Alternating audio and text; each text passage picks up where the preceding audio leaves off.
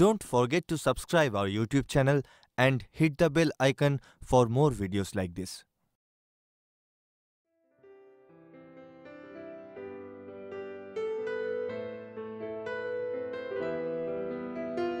পেনটা রাখ, ডায়েরিটা বন্ধ কর এবার। কেন? বললাম তো ডায়েরিটা বন্ধ কর, কথা আছে আমার। কি হয়েছে? কি ভাবিস তুই আমাকে? 7 দিন হয়ে গেল ফোন তুলছিস না, মেসেজ সিন করছিস না। মাঝে মাঝে তোর এই হঠাৎ বদলে যাওয়াটা আমাকে কষ্ট দেয়, বুঝিস না বল? কয়েকদিন থেকে আমার ভালো লাগছে না কিছুই।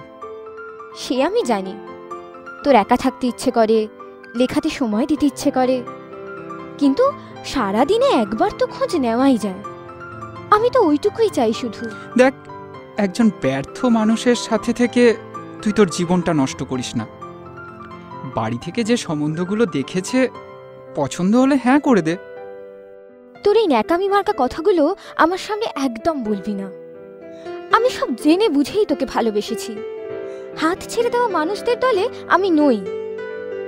শেষের কবিতার অমিত লাবণ্যকে উপন্যাসেই থাকতে দে না, আমাদের জীবনে আনিস না।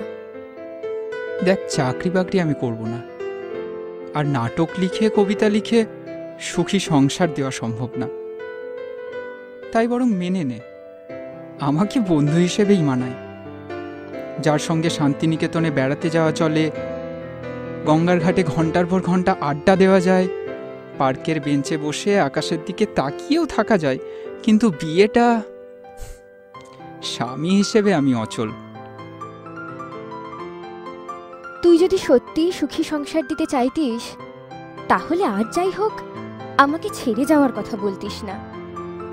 জানি তোর লেখা পত্রিকা থেকে বাদ পড়ে, যে বই লিখছিস সেটাও হয়তো বিক্রি হবে না, কিন্তু সময় ফিরবে।